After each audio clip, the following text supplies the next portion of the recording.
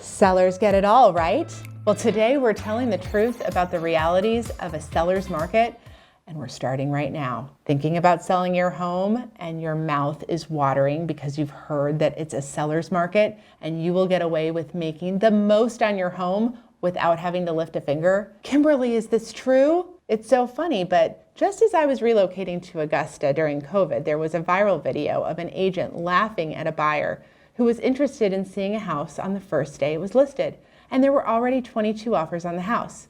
The agent kept asking the buyer, would they be willing to give the seller just a little bit more and a little bit more just to get a chance to see the house?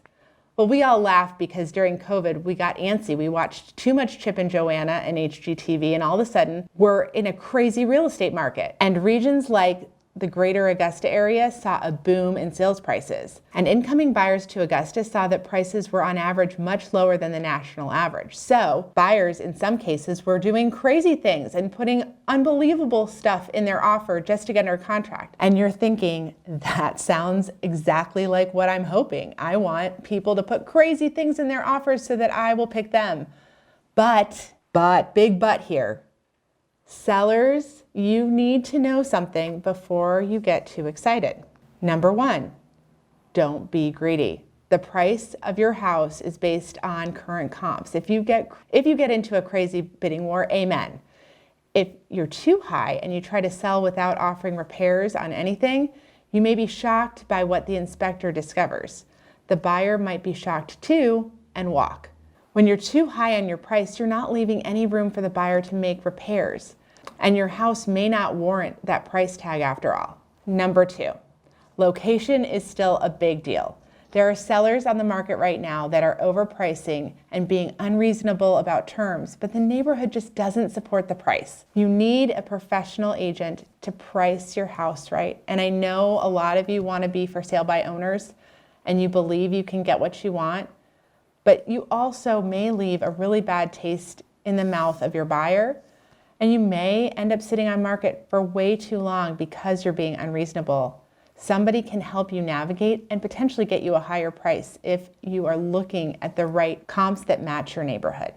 Number three, if you accept a significantly high offer and the buyer is financing the purchase of the house, it still needs to appraise. If it doesn't, the buyer can ask you to renegotiate the price point.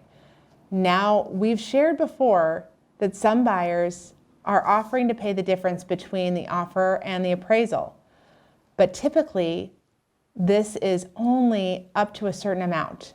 Number four, you sour the pot. There's a dark side to bidding wars, and that is, as sellers and as listing agents, we are both tempted to avoid the appraisal problem by saying, we only want cash offers. And in an ideal world, everybody wants a cash offer. Let me let you in on a secret. Even buyers would love to offer all cash, but there are wonderful buyers that are just not in an all cash position. Were you when you bought your first or your second home? You may be avoiding first-time home buyers, military servicemen and women, single moms, single dads, people that absolutely should be able to make a reasonable offer on your home. So let's be considerate just a little bit.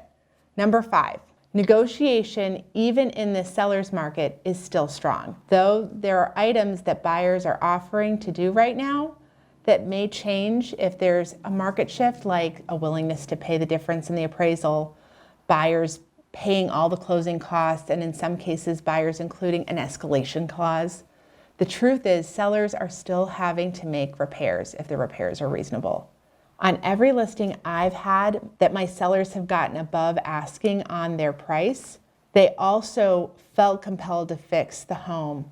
And the average concession is about $1,500 to $2,500 in repair costs. But all my sellers listened to me and found out the condition of their home before they ever went on market. So the buyers are never surprising us with a repair list that we don't know about. And here's the big secret. The sellers making bank in this market have a fully upgraded home. So I recommend you watch my video. Do the upgrades already. If you can do upgrades, you will thank me forever.